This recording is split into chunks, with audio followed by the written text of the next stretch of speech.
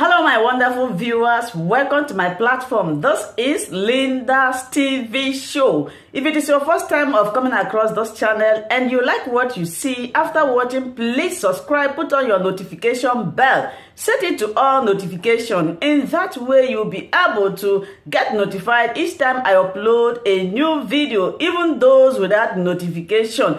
Here we react to all forms of videos, international and local. Every Saturday by 2 p.m. we have our interaction section. You are free to call in to air your opinion about the happenings in our society. Invite your friends, share my videos with your families and colleagues. Do not keep this information to yourself. Myself, I will be sitting down here to watch this video together with you from the beginning to the end. Then we'll go to the comment section and leave our comment, our opinion about the video. From southern Nigeria to give them a fraction of, legitimacy here and there. To hell with the one Nigeria, southern this, southern that. And that is something that, you know what I mean? We now put to question or put to test so many of you who are the obedient, or should they say obedient? Because many of you are living in your own created bubble. Yeah, let's use bubble. Created bubble that you can mobilize, and then you can generate the vote to bring in the change and all those things you've told yourselves, right? Here is the deal.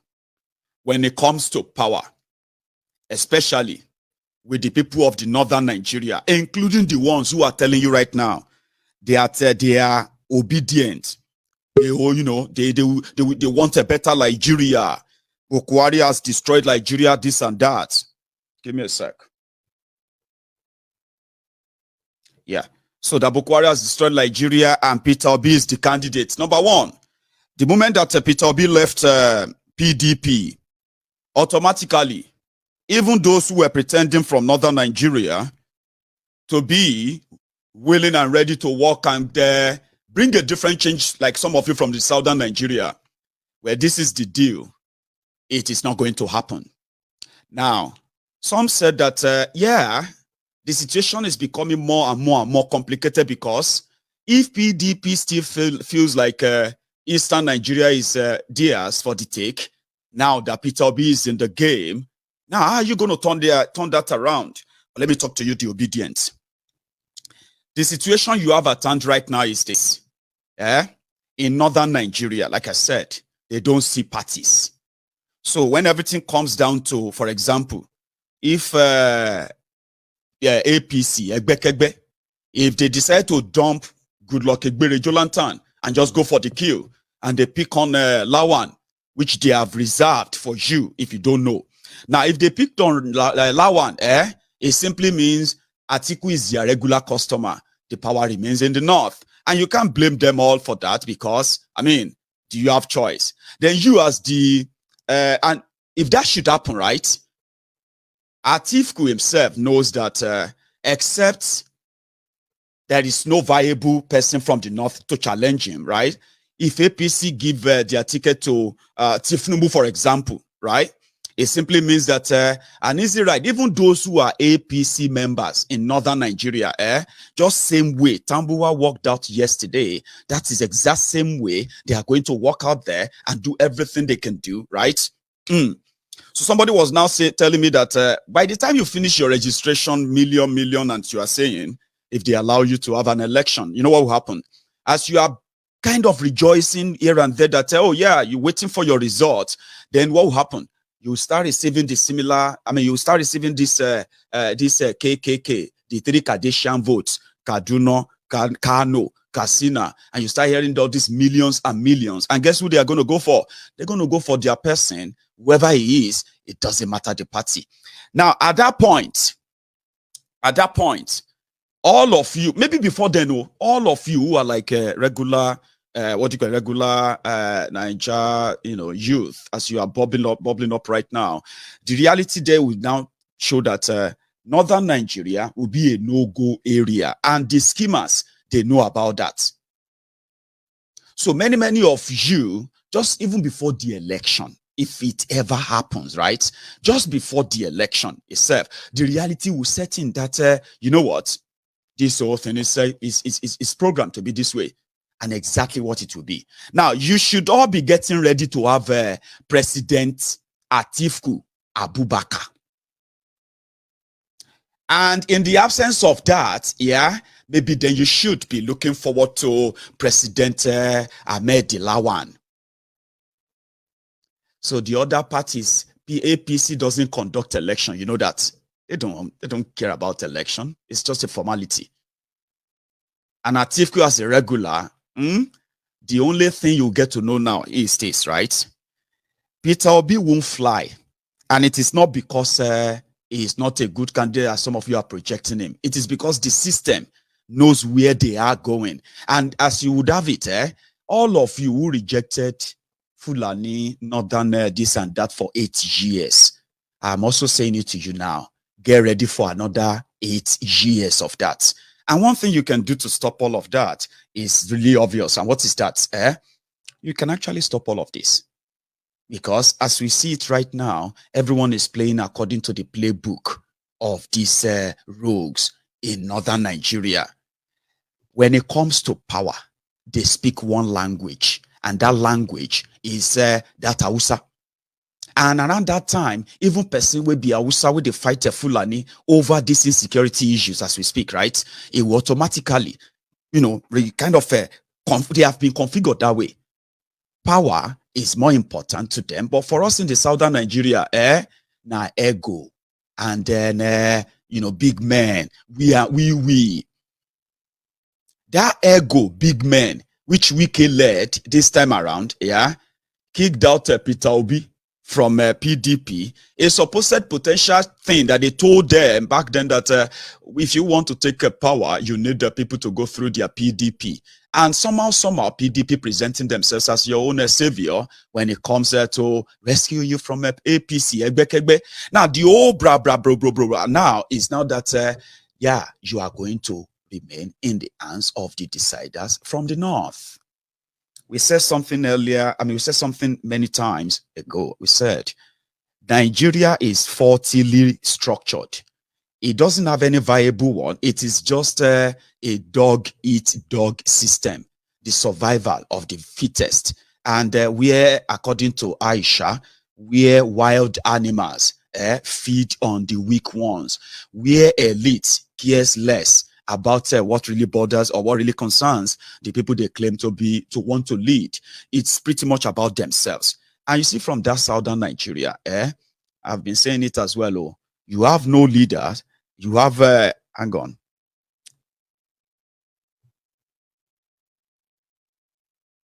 Right. Sorry about that. So in northern Nigeria, like I said, they recognize power, and when the dog whistle is blown, right, even the members of your own group, people who have been sitting with you, who have been doing comrade with you, they will file in line. But you don't have that in southern Nigeria. Southern Nigerian politicians are unable to even take a stand when it comes to this issue of insecurity. How? There are people have been you know, brutalized, have been killed, kidnapped, ransom paid, farms destroyed, villages destroyed, people lives taken. Something happened in Enugu. I think it was yesterday or today. Yeah, well, yesterday. The video is everywhere. People. So they know about all this insecurity, but guess what? They couldn't take a stand, even when they came out to say, you know what? We want to start our own security outfit. They couldn't push that through because the North said, including members of the same political parties who are like in the South and in the North, the moment that that line of sovereignty was about to be established, security, economy, they came together in the North and they said it was targeted at them. And as Nigeria has become so divided now, the only unity that you find in northern Nigeria is the unity against the South. The only power the North have against, in Nigeria today is the division in the South. Who are the orchestrators of these divisions, right? They are your politicians. They are your politicians. It is just one language. One language that we need this power. And they have already told you, right? The imbalanced Nigeria, these guys have told us, they said they can continue to elect president for life. They don't care if Nigeria is burning, if the poverty is escalating. Doesn't really matter. Nobody can tell them to allow other people to do this or that when they have the power, the capacity to remain in power forever. Now, those are the signals they've told you. But all of now, where they speak grammar, all of now, where they do permutation, the reality of that will also set in soon. What you have right now is a one-party, one Nigeria system controlled by the North, yeah, against the interest of the entire Nigeria.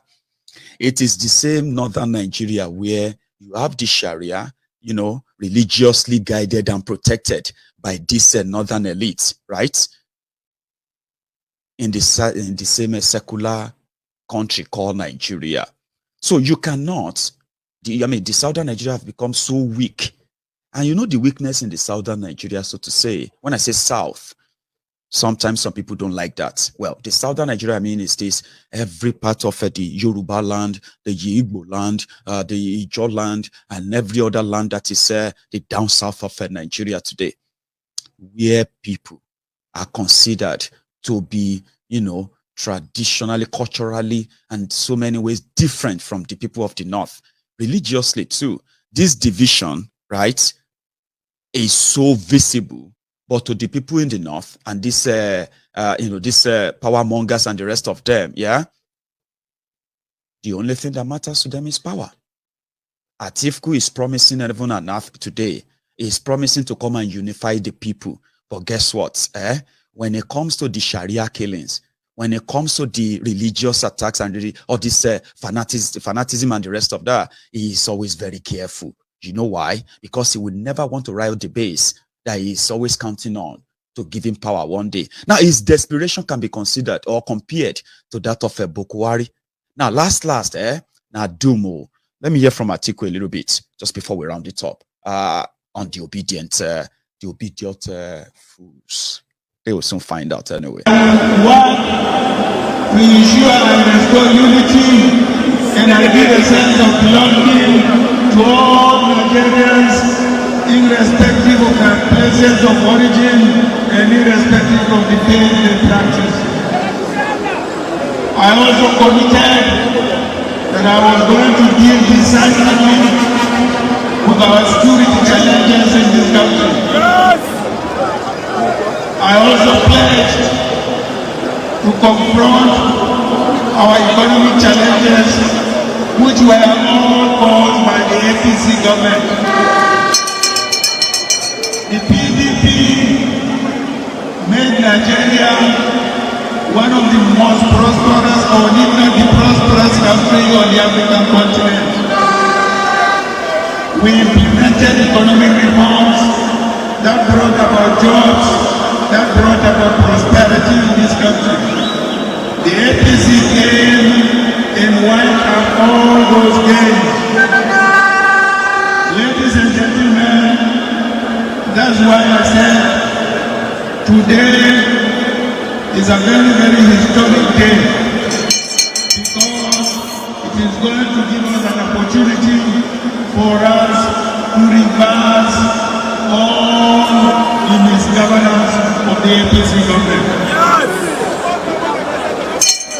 Let me also use this opportunity to call on my fellow contestants and to assure them that I'm ready to cooperate and work with them and give them a sense of belonging in this party and our next government.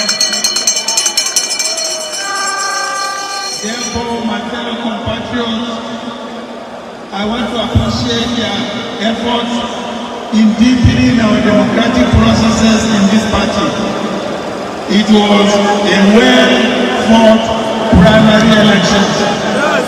So I commend you for that, and I look forward to working with you very closely so that together we can build party to a level where we can take over the government.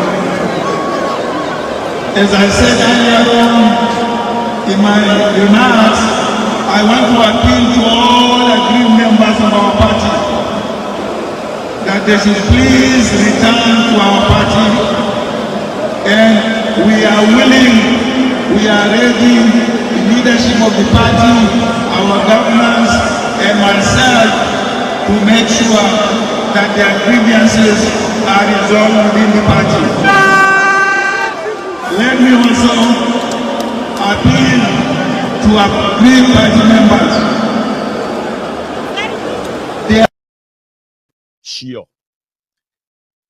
The reason why Nigeria is tearing apart right now is because of the what they call the inequality, lack of equity in the system. The system in Nigeria was supposed to be federal in nature. And because of the so much difference that we have, those who crafted their bogus 1999 constitution, even as useless as that constitution is, right? Constitution is, they never forgot to add what they called federal character, because they knew that at the moment that any part of Nigeria is disconnected from the day-to-day running of that either government, the economy, or whatever. Every time that anytime that any section of that country is a little bit removed from it, that is a call for friction, a call for problems. And they said, all this, if you follow this, you can keep Nigeria together for as long as you want. So Boko Haram came and it dismantled all of that. Many people now realize that Nigeria is not one. Now, PDP had a chance, but because they are also an architect to what you are witnessing today, no difference between any of them. So they violated that. And in the process, they are now asking for, let us come together in unity, unity, unity. You don't preach unity. Unity is an act that you do. It's not just a word. Do you understand that now? So that's that. And that's what they are now, all the atrocities of this Boko Haram's government and the rest. Atiku was never interested. All he wanted is to be president. Same thing with Tifnumbu. That's why the Peter Obi's supporters are saying that, you know what? Peter Obi may not become president, but their job and work is going to it's never going to make Atiku the president. Then the Atiku supporters are saying, you guys are just overrating yourselves. You are kind of valuing yourselves. So the whole point now is that the showdown is Peter Obi and his own newfound Labour Party movement and all of them. They are now they call themselves the third force to stop Atiku and to stop APC. But here is the drama. You see, the moment they've given you Atiku 70. How old is Atiku now? 75 or waiting? Now 75. I've been now 73. So I don't know. I think they said that by the time Atiku is done, is with his own 8 years, because he will get it. That is it. If you lose it like Goodluck Ebele Jonathan, if he become your president, or if you lose it like Goodluck Ebele Jonathan, that's your fault. Boko Haram understands that. And that's why they will rig. You can complain, you can die, you can do anything. Call international community, call America, call everybody. They will do nothing. That is Nigeria. It's a lawless place. So it won't be the first time they are going to call them lawless. So you can scream, they don't care. So if your Atiku should eventually become that, it will spend 8 years. Add that to his age. Atiku will be over 80 years. How old will you be? How old are you now? Had 8 years to that. Then see what Boko Haram did. And they are telling you, Atiku is this, Atiku is that. They stole you blind. Destroyed your education, destroyed your economy, destroyed all your ministry. Institutions that could probe them, institutions that could checkmate them, they destroyed all of them. And they are so protected, so rich, that people are now wondering, this Atiku could get money. Since 2007, he's been spending and even Wike just came in. Atiku overspend Wike. They said, no. Atiku did not overspend Wike. Atiku has grown followers who are veterans who have been meeting him everywhere, and they have been collecting money from him on every election cycle. So he doesn't need to pay them so much like Wike before they will follow him. Do you understand that now? So he just beat him like the old dog beating the new dog or young dog. So to say, it is all dog eat dog case. Where you get money? Where you get the money? Retired custom officer. He's a businessman. Where you get the money? Your looted fund. If you know what they have stolen from you individually, you will never wake up any day and say you are a proud Nigerian. Never. Ever. But yeah, they will continue to spend it. And this time around, it is just to be president. Like Tifnumbu, they will spend whatever it will take. So the turn now is going to be on one. When APC, if APC really feels like, we are done, which I don't think so, right? Atiku may be Fulani, Atiku may be from the north. This APC, considered Atiku as a Cameroonian. I didn't say that, they called him a Cameroonian. And the campaign was that Atiku is not a Nigerian. Even though a Nigerian, Bokwari is your president now. And today, Niger Republic is your 37th state of Nigeria. Maybe you don't know. So the APC Egbekegbe will probably not trust Atiku to help them continue their Fulanization agenda in that regard. But as for the religious part of it, that can be 100% guaranteed because Atiku already appeals to them already. His message, his politics is pretty much linked to this terrorist, political class in northern Nigeria. All this is Zala movement. Go and ask them about the Yaradua, Kaduna Mafia, they call them. Abina Shokoto Mafia, Abina Kaduna, wherever Mafia. So they've always been that way. So if eventually comes in, right, I don't know if he's in tune with and protected what the levels of damages of a Bokwari and gang. What does he even have to probe other than to just look away like everyone else? But I don't think they trust him that much. That is why people are now saying that the agenda of good luck Egbere Jolantan to come and do just 4 years so that Ahmed Lawan will be his deputy, his vice president. They will rig whoever they will rig. No be Atiku. No be the same man with drag INEC come court. And INEC came out and they denied that they have any server. No server. They are collecting your data, but they don't have any storage for them. When they asked them to present all the data in court, Atiku, INEC said they have no data. It's missing. And that was what the judgment of the Supreme Court. No data, no judgment. No overturning of the election. So Atiku is a regular customer. So rigging him out and rigging anyone is probably just going to be an easy ride. If he is offended, go to the Supreme Court. You go meet them there. So the plan is if Jonathan come and spend 4 years, Lawan will take over after 4 years. And this singular move is also good, just like what happened in PDP. The singular move, if it ever happened, even PDP, even APC, Egbekegbe members, the Lagos Abobakuzo, the what's they call them, all this social media ASME, Facebook bandit, and the rest of them. They are saying that if the Kaaba should by mistake give the ticket to Jonathan, they are automatically going to go and vote for Atiku. They are making the threats as we speak. Others are saying that this time around, APC should not make a mistake of giving the ticket to a Southerner. They will lose, because if they give it to any Southerner, even though they are APC, they will vote for Atiku. Now, that is the language that cut across not just the elites, including the entire society. That is that. So APC is now like, okay, Shemo will just do, what's they call that one? Try and dare, being a dare, what's they call it?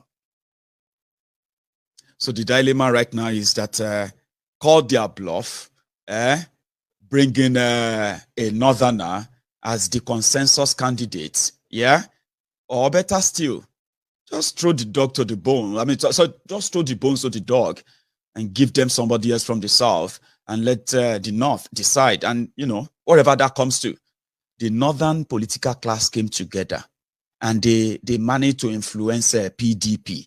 That PDP should give it to the Aturakin Adamawa. The Aturakin Adamawa is their next anointed what have you.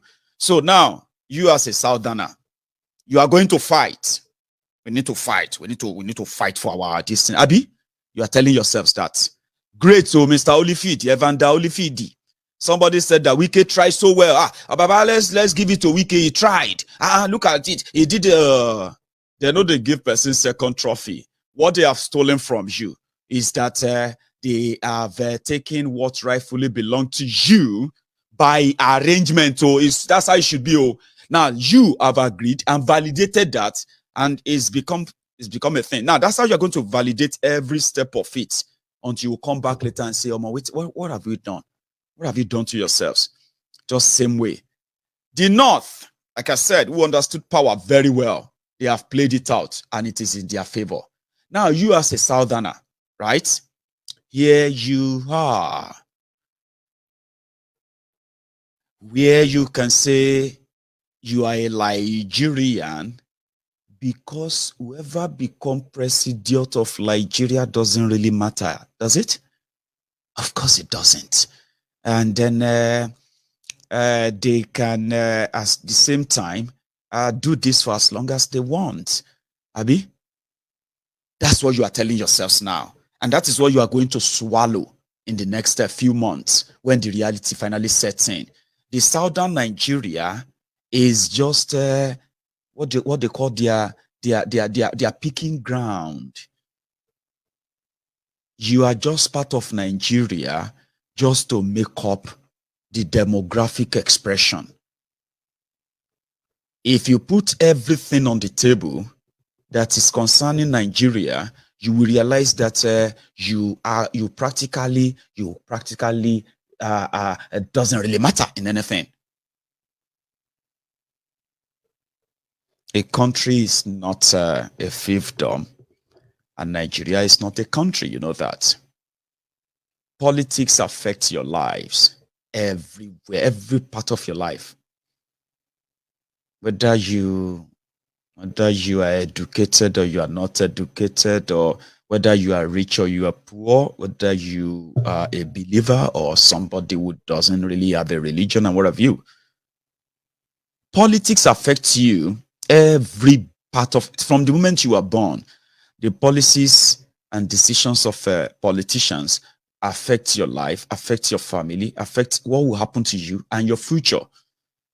And that is why, if a system doesn't put that into cognizance, if a system doesn't give that a recognition enough that it guides the policy making or decision making of the policymakers, the politicians, if there's nothing like that that connects them to you, then you can't continue to claim to be a citizen of a country that only see you as a number.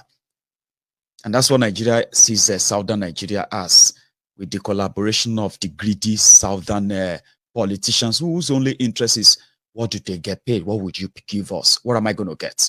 Would I become a minister, a commissioner, or a this or that? Just for their own selfish whatever.